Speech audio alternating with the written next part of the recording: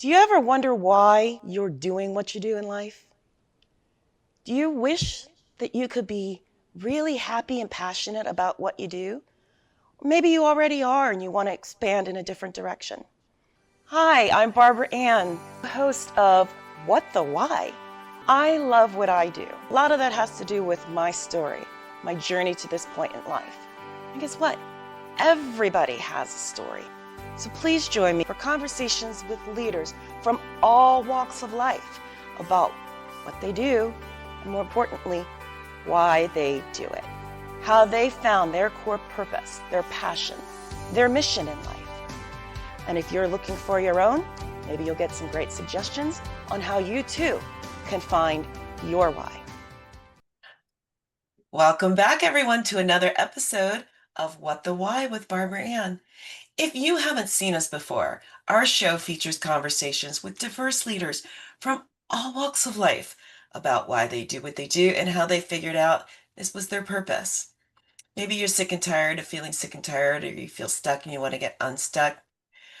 All of our leaders have something similarly or somewhat similarly in common with you. And today's guest is no exception. I'm super excited to introduce you all to C.I. Dixon. C.I. is a internationally known, dynamic, highly informative speaker and trainer. His company has trained more than 10,000 clients. I mean, you thought Purposeful had done a lot? No. 10,000 clients in techniques to measurably improve their performance, utilizing the Dixon Motivational Management's exclusive training programs. Mr. Dixon has spoken at several schools, government organizations, private businesses. The topics of these speeches have included everything from goal setting to personal leadership, time management. I mean, totally.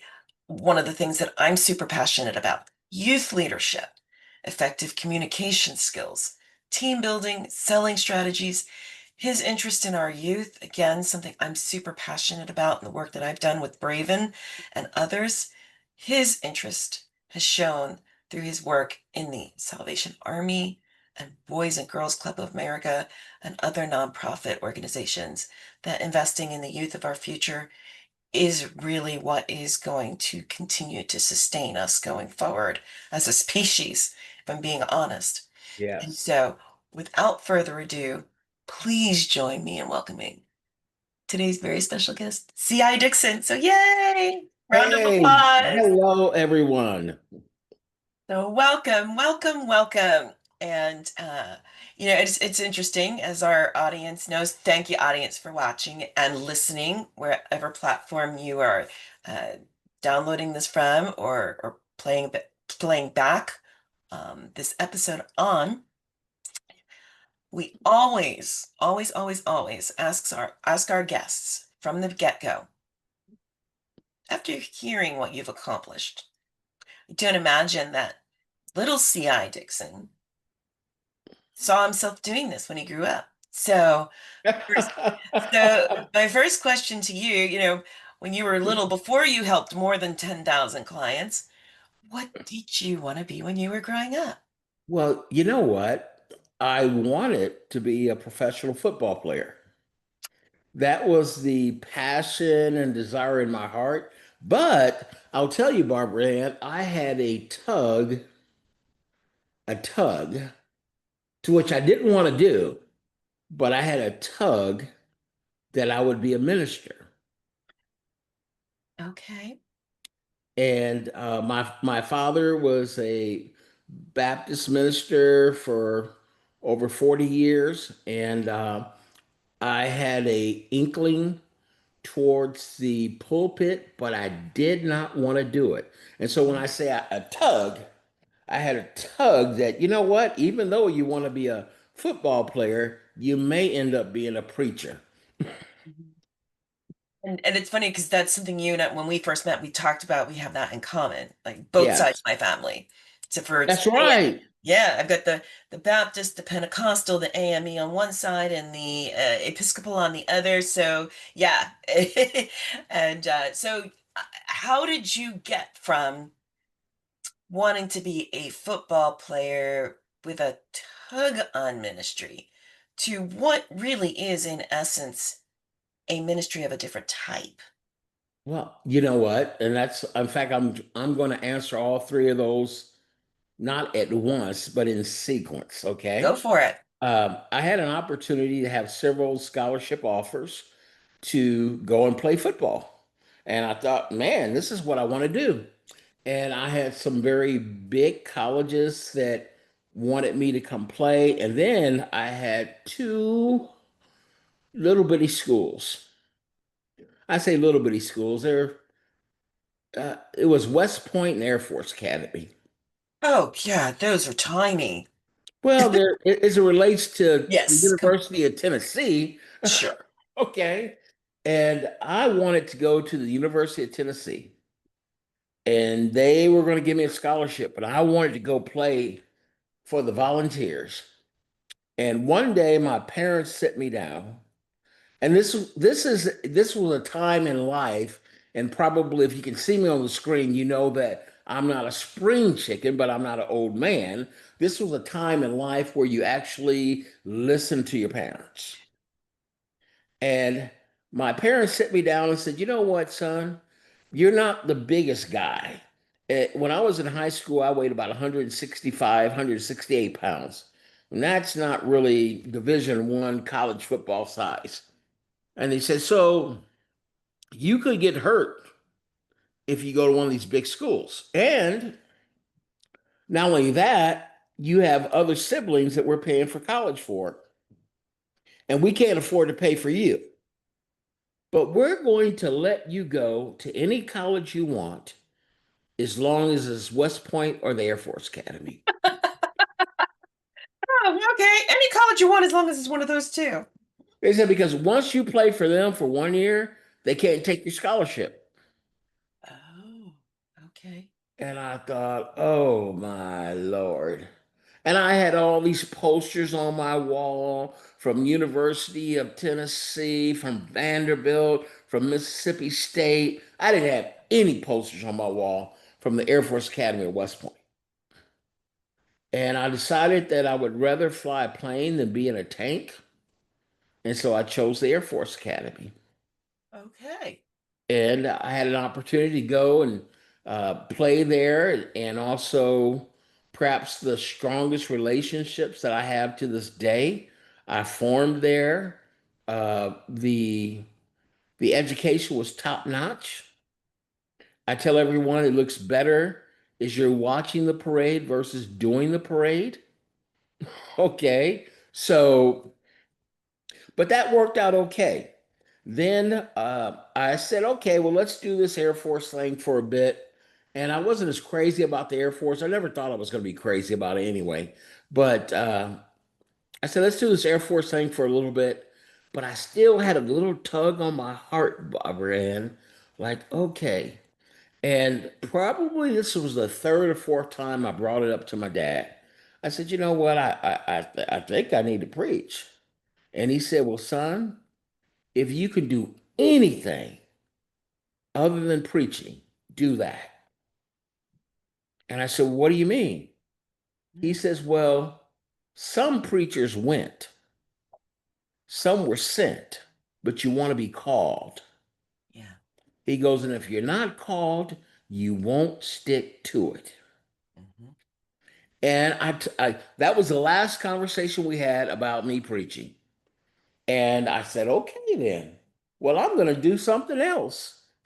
And then when I found an opportunity to get involved with a training franchise and start to do training and development, I realized, I said, you know what? You actually are preaching, but in a different context. Mhm. And you're touching people that'll never walk in a church.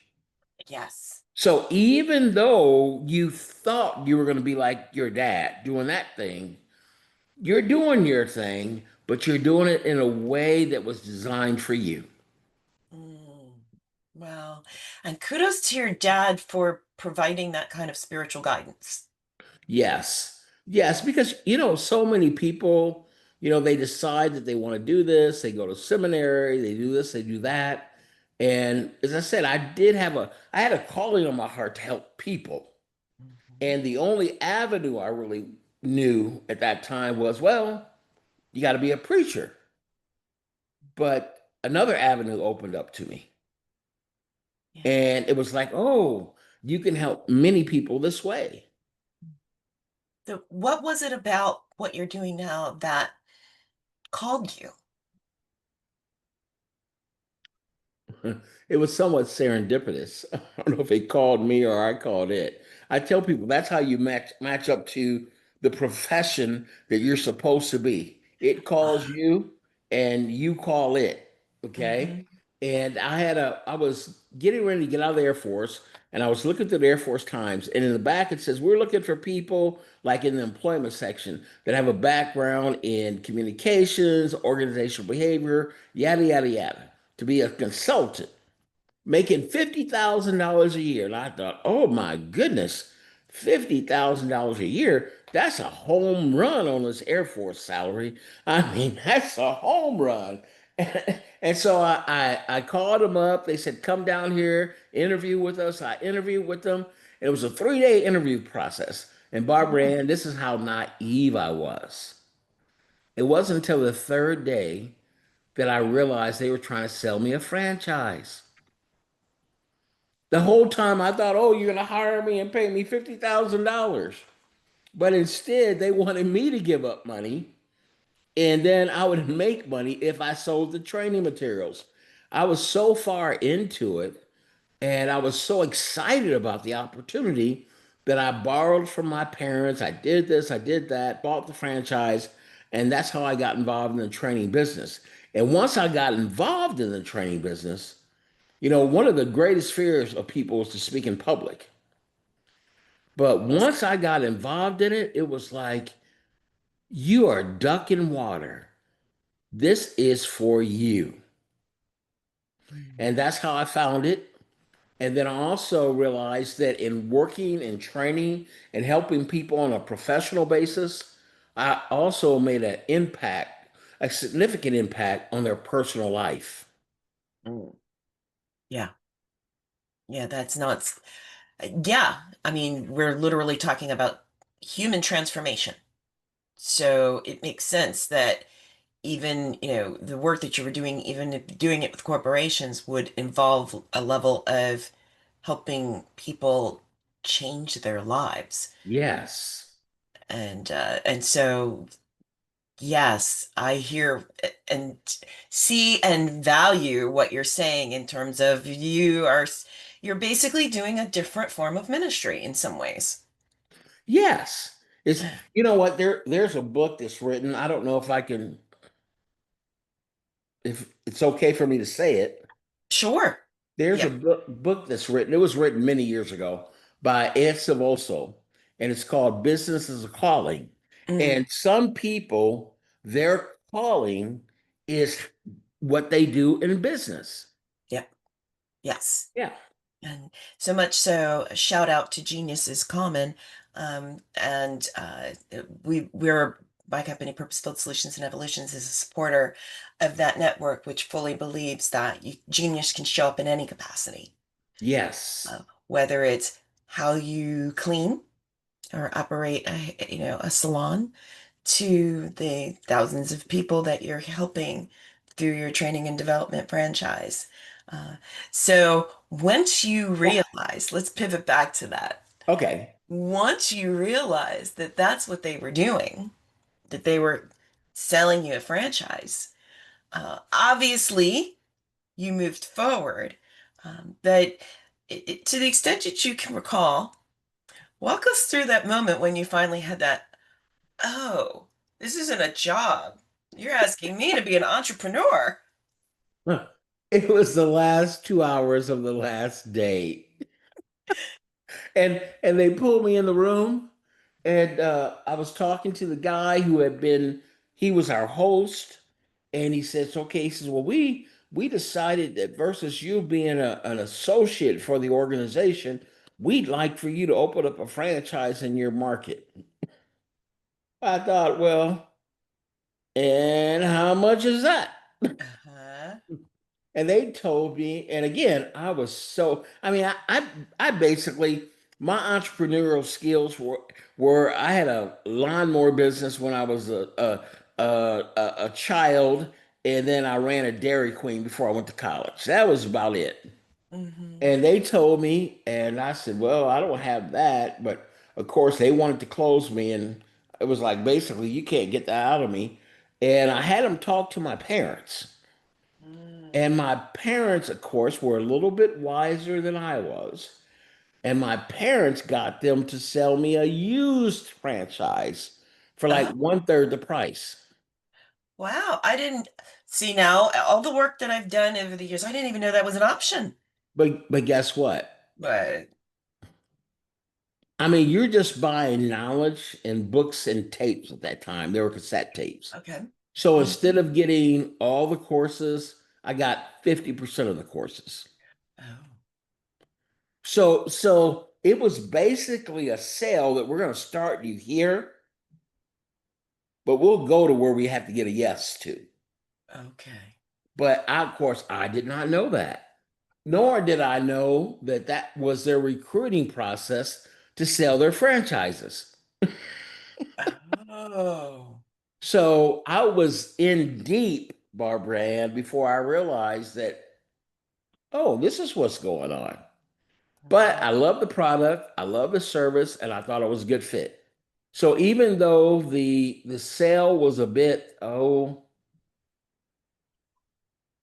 I don't want to use the word shady or seductive, but it was not 100% on point, Okay. I Yeah, was sold. yeah. I was gonna say, um, slightly non-transparent. Yes. Yes, it was not transparent. No.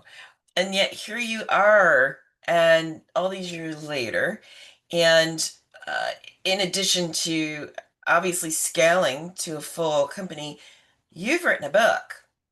Yes, I've written a book, but I need to make another point too. In Sure. after I bought the franchise oh, about 10, 12 years later, Mhm. I branched out with my own material. Mhm. And they did train me. So they taught me how to sell. They taught me ways to facilitate training classes. And they taught me a lot of things. And I thought, you know what? You're doing this for them. Yeah. Why don't you do it for yourself? Yep. And that's when I started up Dixon Motivational Management. Awesome. Okay. Yeah.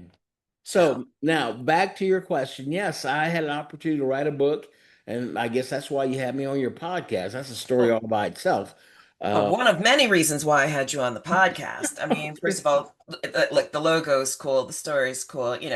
How many people want to go from being a preacher football player to owning a franchise to starting their own company to writing a book? I mean, there's some, but I wouldn't say there's a lot of you. okay. You know what? A lot of people want now this is the PK in me, preacher's kid in me. Hmm. Um, when you're Mr. Everything, when you're in high school, like all those movies, you're the high school hero, you're the king of the town, everybody wants to give you a free cheeseburger. You can have a tendency to become arrogant. No way. Oh, yeah, yeah, yeah. Big football hero. Oh, yeah. Oh, My dad was on the Eagles farm team. All my cousins and uncles yeah. played. So, yeah, no, I don't know anything about any of Yeah, that. well, and but my dad, he really, I mean, if he saw 1 inch of pride come out of me, Barbara Ann, boom, he slammed it down. And so I was conditioned not to read your own newspaper clippings. And, Again, and smart dad. yeah, and I've kind of kept that to this day. Wow. You know, a lot of times, and Walter Payton, the great Walter Payton, great Chicago Bear football player. Walter Payton said, when you're good, you talk about it, but when you're great, other people talk about it. Yes. Yes. And people will say, oh, CI, you need to talk about the fact that Zig Ziglar was your mentor and you knew him personally and yada, yada, yada. And I go, if people want to know, they can Google me and find out. But You know, Mm. just as an aside, it's so reassuring that because there are times people are like, "Well, what are you?" And I'm just like, "Well, just Google me or look me up on LinkedIn." Yeah, And I've had people say, "That's arrogant." And I'm like, "Is it though?" no. Yeah, that's kind of how I feel. And Yeah, so I feel very validated by you right now. yeah. It's very arrogant to every time you meet someone say, here's my 50 accomplishments from the time I got out of high school. Yeah, yes, exactly. Yeah. And so I don't want to do that. All right. Yes. So Yeah. And how yeah. many times, and you can probably also empathize with how many times have you been somewhere and people are like, well, tell me what you do. And it's like, Oh gosh. there's podcasts about it. Yeah. Yeah, yeah, yeah, yeah. Tell me what you do. You know what? And particularly, we recently moved to Florida 3 years ago. And it's so funny that when you move to a new area, people size you up like a used car salesman Oh, or yeah. a salesperson. All right, what's your job? What do you do? Da, da, da, so I know what cars to show you. It's like, hey, look, I'm C.I. Dixon. I'm your next door neighbor. That's it for now. If you need a cup of sugar, call me, or vice versa. So, C.I. Dixon, I know you've had some major clients, and then of course there's the work that you have done with the Salvation Army and the Boys and Girls Club. And I do want to also make sure we do talk a little bit about the book. Okay. So, uh, of those things, uh, what would you say you would like to talk most about? Oh gosh. Let's just talk about them. Okay, Okay. So let's talk so about the book. let's It's talk about the book. the book. I'll tell you how the book came about. In fact, that's in the introduction of the book. Um, I would call my mother and my parents, I don't know, they maybe looked at one of my training manuals of the cover, but I don't think they ever went through one. Okay. Oh. But some of the best secrets I learned from them. There's something to be said about wisdom.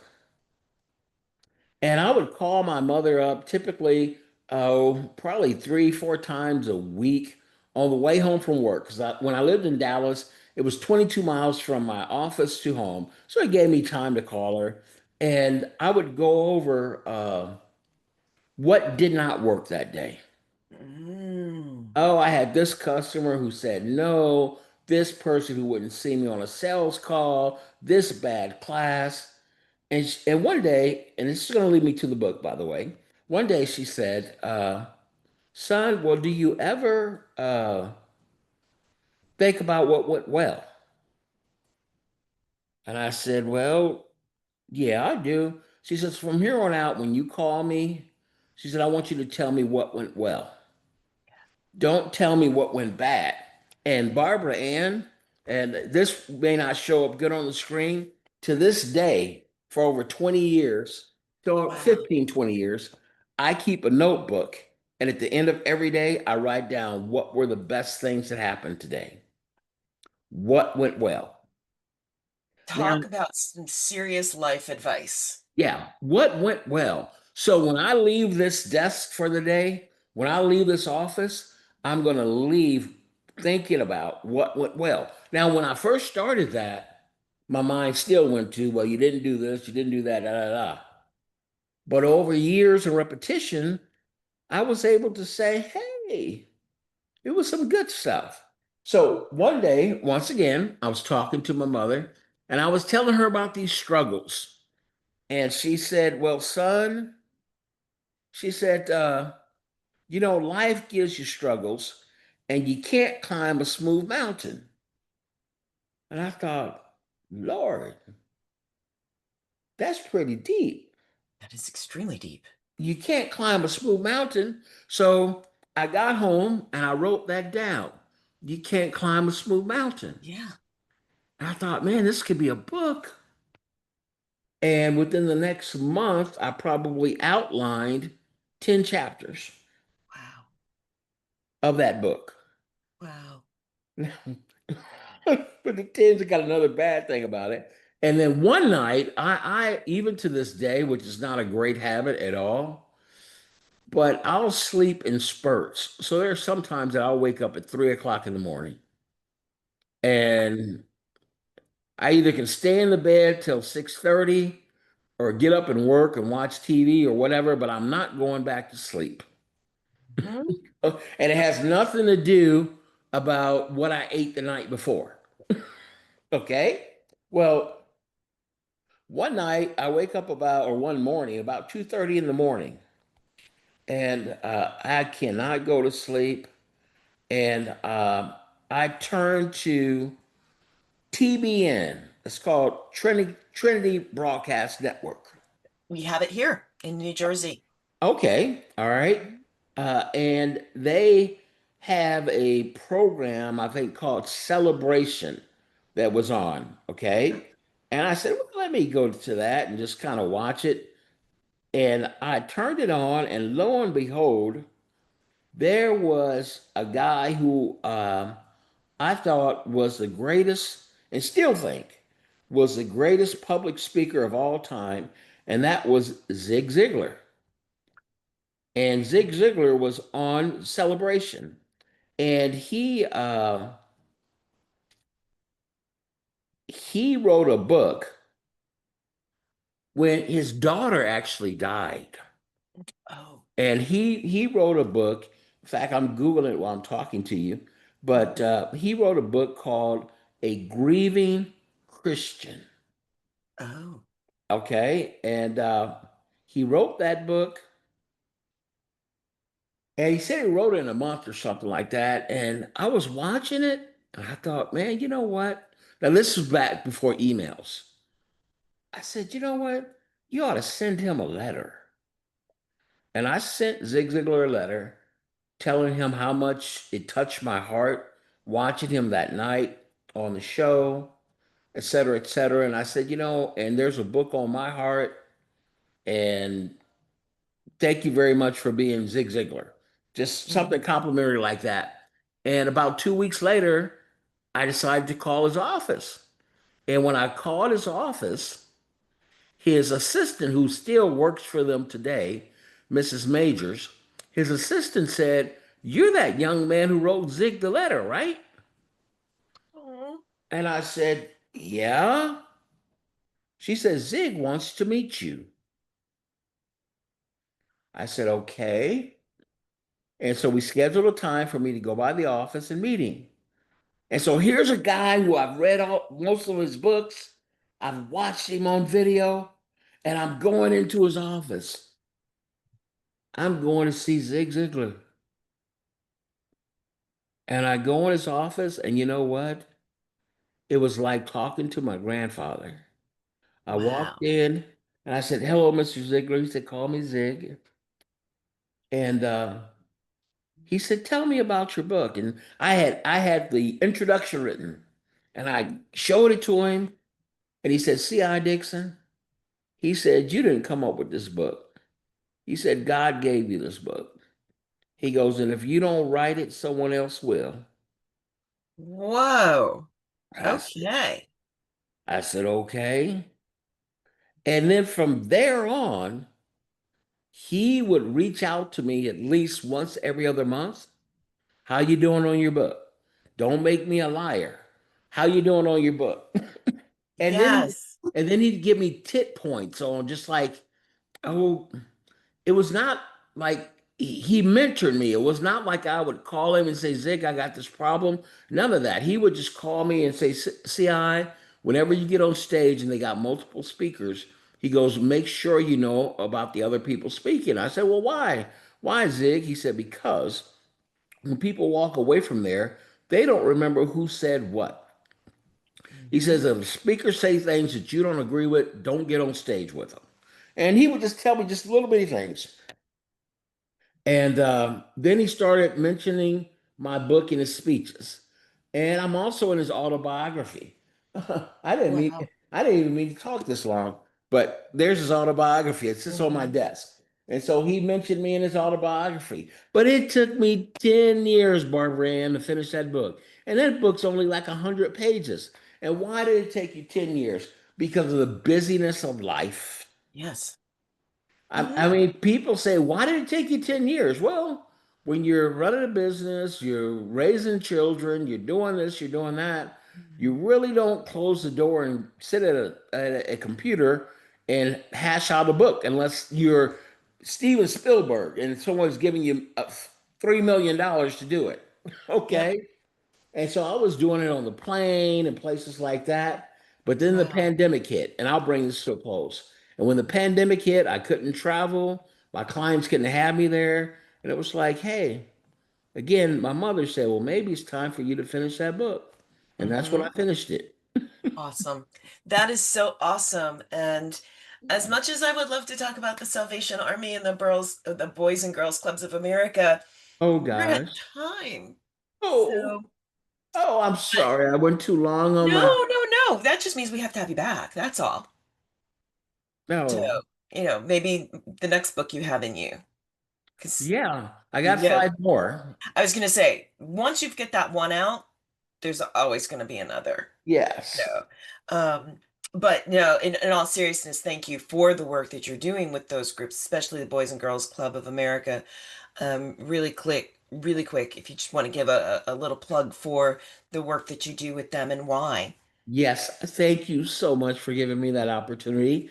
There's only there's I only do free work for places like Salvation Army, Boys Club of America. Well, that's when I was there. It was Boys Club, but now it's Boys and Girls Right. Club.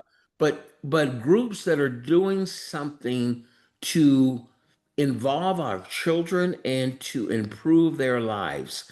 And then also when you look at those groups, when you look at their when you look at their budget, most of their budget goes to helping those children. It Yep. doesn't go for salaries. It Yep. goes to helping those children.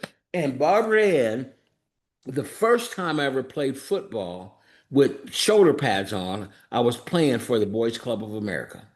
Oh, I'm so glad we made sure that we had time for that because that's a huge full circle moment. Yes. Because they can take a kid, and I grew up in the ghetto. Without going into a lot of detail, but it gave me an outlet, someplace to go every day to do something wholesome. And they really work to improve and impact a child's life. Wow. Wow. So, anybody who would like to get in contact with you, we know that they can just Google you.